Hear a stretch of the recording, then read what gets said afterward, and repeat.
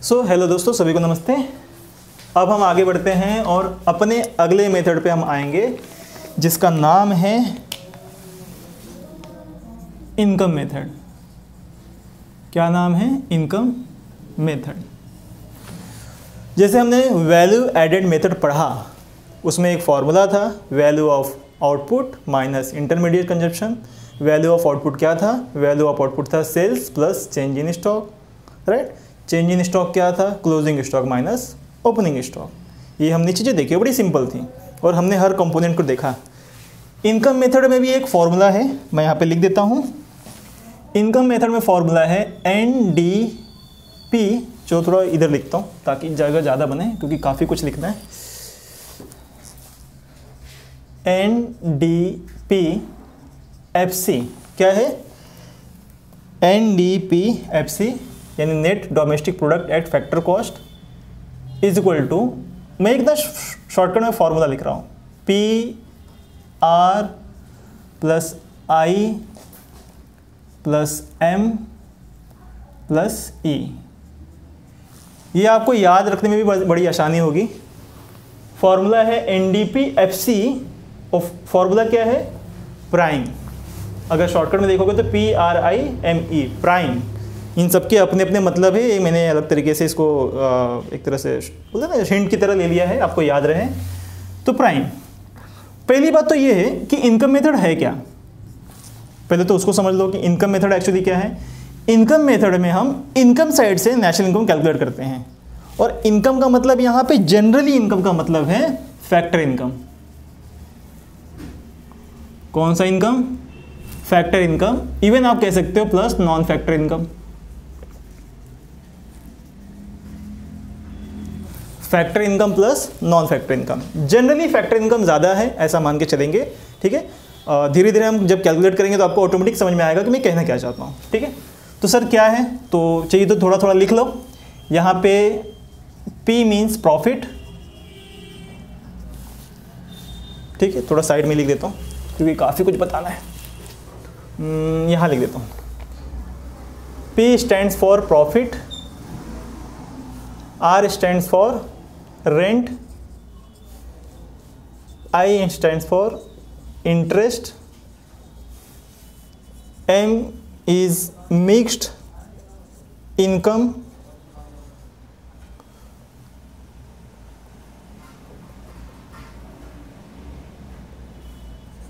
Mixed income of self employed,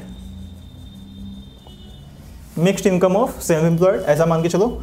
और यहाँ पे E का मतलब है कंपेंसेशन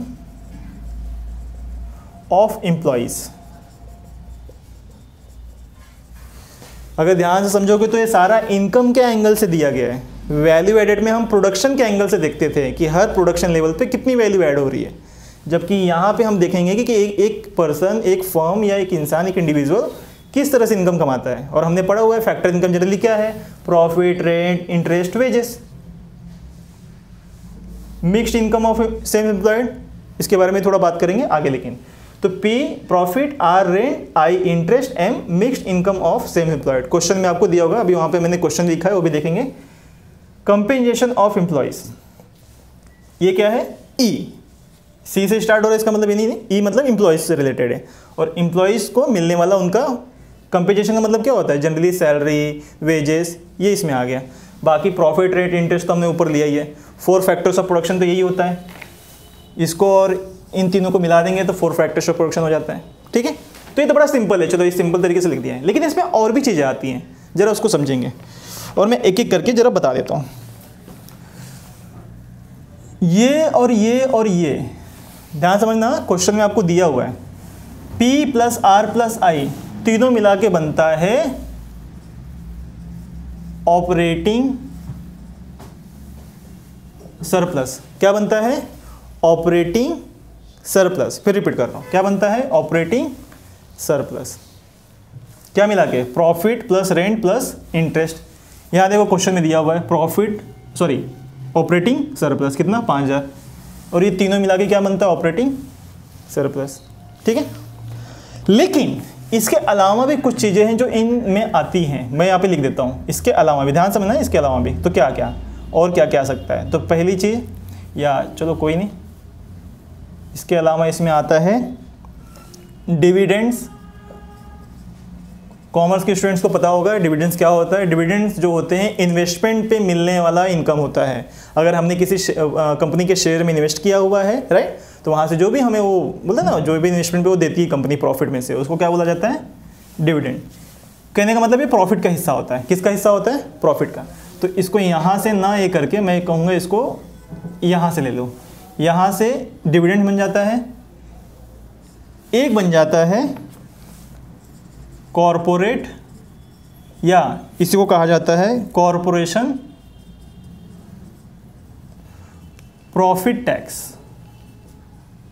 क्या लिखा है, कॉरपोरेट या कॉरपोरेशन प्रॉफिट टैक्स। ध्यान समझना, जब भी किसी भी कंपनी को प्रॉफिट होता है, इनकम होती है उसकी, तो उसमें से कुछ हिस्सा कहाँ चला जाता है, डिविडेंड्स को, यानी शेयर होल्डर्स को। कंपनियां जो होती है शेयर होल्डर्स को कुछ पैसे देती हैं, क्योंकि शेयर होल्डर्स ने इन्वेस्ट किया होता है बिजनेस में, वो होता है डिविडेंड। फिर वो कंपनी क्या करती है, कुछ टैक्स भी पे करती है सरकार को। तो भाई प्रॉफिट में से तो पे करेगी, तो प्रॉफिट में से पे कर रही है, इसके लिए उसका अलग से ये बनता है। कभी कभी क्वेश्चन में अलग से भी दिया हो सकता है, तो आपको मान के चलना है कि ये प्रॉफिट का हिस्सा है। किसका हिस्सा है, प्रॉफिट का। डिविडेंड हो गया ये। और लास्ट में है अनडिस्ट्रीब्यूटेड प्रॉफिट,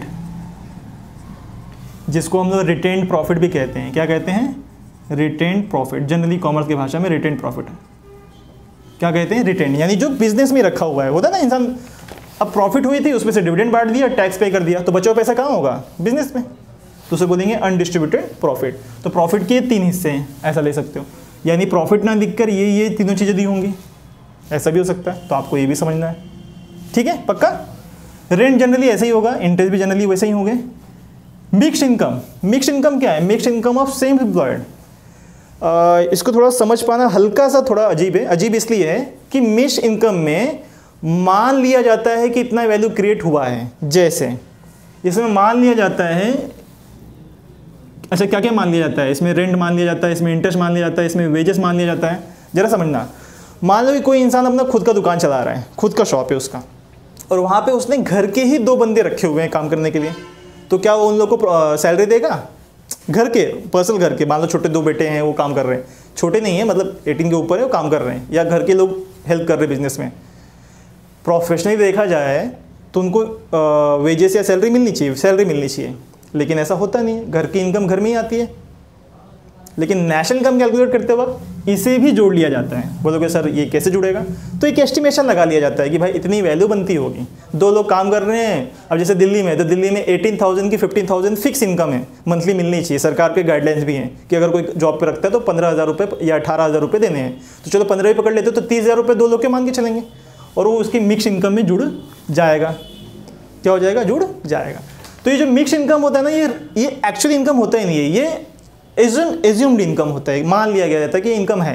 हालांकि आपको इतना सोचना नहीं है, आपको एग्जाम में दिया होगा, जैसे देखो यहाँ पे दिया हुआ है mixed income of self employed, तो आपको कैलकुलेशन नहीं करना है कि मिक्स इनकम कितना बनेगा, आपको वैल्यू दी होगी। कितना दिया है यहाँ पे? 16,100 रुपये। हालांकि ये जो वैल्यू है इन करोड़ से, यानी 16,100 करोड़ है एक तरह से देखा जाए तो, ठीक है। चलो आई होप समझ गए। हाँ, इसको ज़रा ध्यान समझना, यहाँ पे कन्फ्यूज़न होता है। ई मतलब क्या है? Compensation of employees. और कंपेंसेशन एम्प्लॉयज़ क्या क्या होता है, ज़रा ध्यान देखना। तो मैंने इसको थोड़ा अच्छे से लिखा हुआ है यहाँ पे 4 चीज़ें हैं जनरली, 4-5 चीज़ें हैं। एक कैसे लिखोगे? चलो मैं यहाँ पे लिखता हूँ। पहली चीज़, wages and salaries in cash. फिर दूसरा, पेमेंट इन काइंड। काइंड का मतलब होता है, देखो बहुत सारे लोगों को जॉब में ना कार मिलती है, घर मिलता है, फर्नीचर दिया जाता है, ये सब काइंड है। काइंड मतलब कुछ सामान प्रॉपर्टी के तौर पे मिल रही है। जबकि कैश का मतलब क्या होता है? पैसे। चाहे आपको बैंक ट्रांसफ़र में दे रही है, आजकल तो सीधे अकाउंट में आ जाता है, तो वो भी कैश में ही काउंट होगा। काइंड का मतलब होता है पेमेंट के बदले उसकी जगह कुछ और दे रहे हैं आपको, कुछ क्या बोल सकते हैं इसको, इंसेंटिव टाइप है, लेकिन वो कैश में नहीं है, वो कुछ सामान में है। तो जब सामान में कोई चीज़ मिलती है, जैसे कंपनी ने कार दे दी, तो कार भी तो आपकी इनकम हो गई, तो पेमेंट इन काइंड ये भी जुड़ेगी। तीसरा,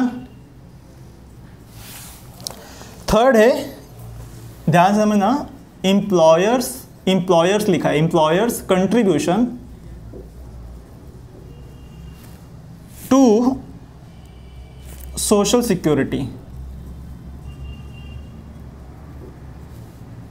ऑफ एम्प्लॉय, ऐसा भी लिख सकते हो। इसका सबसे बेस्ट एग्जांपल है पीएफ, प्रोविडेंट फंड। क्या है? पीएफ, जो एम्प्लॉयर्स पे करता है। बहुत लोगों को नहीं पता होगा, जब हम कोई ऑर्गेनाइज सेक्टर में काम कर रहे होते हैं, लाइक हम एक अच्छी आईटी फर्म में, एक रजिस्टर्ड कंपनी में काम कर रहे होते हैं, तो हमारा पीएफ कटता है, चाहे सरकार में काम करो या प्राइवेट सेक्टर में। तो जो पीएफ कटता है, तो हमारे सैलरी से भी कटता है, उतना ही एम्प्लॉयर भी पे करता है। एम्प्लॉयर कौन होता है? जो जॉब दिया है। मान लो मैं टाटा कंपनी में काम कर रहा हूँ, तो भाई टाटा कंपनी से भी उतना पैसा, मान लो मेरे सैलरी से 1000 रुपये पीएफ कटता है, तो 1000 रुपया टाटा कंपनी से भी मेरे अकाउंट में उस मेरे नाम पे जमा होगा। यस, हमारे सैलरी में से जितना पीएफ कटता है, उतना ही पीएफ जो है, प्रोविडेंट फंड जो है, वो कौन करता है? कंपनियां भी पे करती हैं। फिर कंपनियां कभी कभी मेडिक्लेम वगैरह भी करवाती हैं, ठीक है। तभी तो लिखा है सोशल सिक्योरिटी। इसमें और भी बहुत कुछ आता है। कभी कभी कंपनियां बच्चों के एजुकेशन, उनकी हेल्थ, उनके रख रखाव, सारी चीज़ें देखती हैं। इतना डिटेल में जाने की जरूरत नहीं है। तो एम्प्लॉयर ने जो कंट्रीब्यूट किया होगा सोशल सिक्योरिटी ऑफ एम्प्लॉय के लिए, वो भी किस में आएगा? Compensation of employ. कंपेंसेशन का मतलब ही होता है एम्प्लॉय को क्या क्या दिया जा रहा है? भुगतान। हिंदी में एकदम प्रॉपर भाषा में भुगतान किया जाता है। तो भाई एम्प्लॉय काम करता है तो वेजेस और सैलरी लेता है, कैश में ले सकता है। पेमेंट कभी कभी कंपनियां काइंड में करती हैं, जैसे मैंने कार बताया, फर्नीचर बताया, घर बता दिया, फ्लैट बता दिया। Employees contribution to social security, employers. और कभी कभी कंपनियां और भी एडिशनल बेनिफिट देती हैं, मेडिक्लेम करवा के रखती हैं, पीएफ वगैरह काटती हैं, ठीक है। ये सब भी चीज़ें आ जाएंगी। और लास्ट है चौथा, फोर्थ है पेंशन ऑन रिटायरमेंट या पेंशन ऑन रिटायरमेंट। जहाँ जहाँ पेंशन मिलती है, जब इंसान रिटायर होता है तो उसको पेंशन दिया जाता है। देखो ध्यान समझो, इसमें से हमें कोई भी चीज़ डीप में नहीं जानी है, बस मैं आपको समझा दे रहा हूँ कि ई का मतलब क्या होता है। तो ई में wages and salary in kind, cash, फिर in kind, payment in kind किसी कोई किया गया है, employers contribution for the employ social security के लिए, और पेंशन ऑन रिटायरमेंट। इतनी सारी चीज़ें ई में आती है। कभी कभी एग्जाम सीधे सीधे लिखा होगा, क्या लिखा होगा? Compensation of employees. जैसे देखो यहाँ पे लिखा हुआ है, शायद लिखा है, हाँ पहला ही है, क्वेश्चन में पहले दिया हुआ है कंपोजिशन ऑफ एम्प्लॉयज़। तो इसका मतलब क्या है? ये चारों ही चीज़ों को मिलाकर ये है। क्या है? ये चारों ही चीज़ों को मिलाकर, मतलब कैश, काइंड, सोशल कंट्रीब्यूशन और पेंशन वेंशन सब मिक्स है ये। तो सर क्या ये जो नीचे लिखा है इसका मतलब क्या है? ये तो अलग से लिखा हुआ है। तो भाई ये जो वेजेस इन काइंड लिखा है, ये ऑलरेडी इसके अंदर इंक्लूडेड है। क्या है? ऑलरेडी इसके अंदर इंक्लूडेड है। इस बात को ध्यान रखना, क्योंकि कंपेंसेशन ऑफ एम्प्लॉयज़ इन चारों को जोड़कर बनता है। और जब चारों को जोड़कर यहाँ पे एक टर्म लिखा हुआ है, इसका मतलब इस 13,300 में ये 200 ऑलरेडी है। तो जब हम ये लेंगे तो इसको नहीं लिखेंगे, डबल काउंटिंग हो जाएगी। और ये ऐसा ही क्वेश्चन आ जाता है घुमा फिरा के एग्जाम में, इस बात को ध्यान रखना। तो इसलिए डिटेल में थोड़ा ज़रूरी था, ठीक ना। अब जैसे यहाँ पे कंपेंसेशन ऑफ एम्प्लॉयज़ दिया, तो ये लिखने की ज़रूरत नहीं है, सीधा हम ये लिखेंगे क्योंकि ये ऑलरेडी इसके अंदर है। चलो ठीक है। सो दीज आर द, या यू कह सकते हो कि यही एक फॉर्मूला है जो इस तरह से हमने समझाया। थोड़ा सा हल्का सा वापस रिपीट कर लेते हैं। NDPFC, सर पहले वाला वैल्यू एडेड में हम मार्केट प्राइस पे ले रहे थे, ये FC पे ले रहे हैं क्योंकि ये फैक्टर इनकम है। कौन सा इनकम है? Factor income. जनरली इसको क्या माना जाता है? Factor income. इसके लिए फैक्टर कॉस्ट पे पकड़ा जाएगा। और NDP है, GDP नहीं है। क्या है? NDP, क्योंकि यहाँ पे इस इनकम को जनरेट करने के लिए हम किसी एसेट्स का इस्तेमाल नहीं कर रहे हैं। इस बात को भी ध्यान में रखो। यहाँ पे हम कमा रहे हैं। अगर आप कहीं पे जाके नौकरी कर रहे हो तो आप एसेट्स का इस्तेमाल कर रहे हो क्या? नहीं ना। प्रोडक्शन के लिए हम एसेट्स का इस्तेमाल करते थे, इसके लिए ग्रॉस निकलता था वैल्यू एडेड में, लेकिन यहाँ पे ऐसा नहीं हो रहा है, ठीक है। इसलिए NDP एट फैक्टर कॉस्ट पकड़ा जाएगा। फॉर्मूला क्या है? P + I + R + M + E, यानी कि प्राइम। P का मतलब प्रॉफिट है। प्रॉफिट के अंदर भी 3 चीज़ें थी, डिविडेंड्स, कॉर्पोरेट या प्रॉफिट टैक्स है, उसके बाद है अनडिस्ट्रीब्यूटेड प्रॉफिट। इतना लंबा क्वेश्चन कभी नहीं आएगा, लेकिन सारी चीज़ें जान के रखो। फिर R का मतलब सिंपल रेंट था, I का मतलब इंटरेस्ट है, एम का मतलब मिक्स्ड इनकम, और ये जनरली ऐसे दिया होगा, ये अलग से नहीं दिया होगा कि एज्यूम करके है। मिक्स इनकम मतलब होता है एज्यूम इनकम, लेकिन नहीं दिया होगा आपको, सिंपल जैसे जनरली ये क्वेश्चन में दिया है ऐसे दिया होगा। उसके बाद है ई है कंपेंसेशन टू एम्प्लॉयज़ को मिलने वाली चीज़ें। तो एम्प्लॉयज़ को क्या मिलता है, कैश में चीज़ें मिलती हैं, काइंड में मिलती हैं, एम्प्लॉयर कंट्रीब्यूशन टू एम्प्लॉय होता है, और पेंशन। इस बात को ध्यान में रखना है, ठीक है मोहित, समझा? तो ये बड़ा भरली मैंने कर दिया, लेकिन है सिंपल सा फॉर्मूला, ठीक है। चलो अब सवाल पे आते हैं कि सर सवाल क्या है। मैं इसको लिखने वाले, तुम लिखने वाले, चलो लिख लो पहले, तो तुम लिख लो पहले, उसके बाद फिर क्वेश्चंस एक्सप्लेन करता हूँ, कोई दिक्कत नहीं, लिखो, इसको थोड़ा स्टॉप कर देते हैं।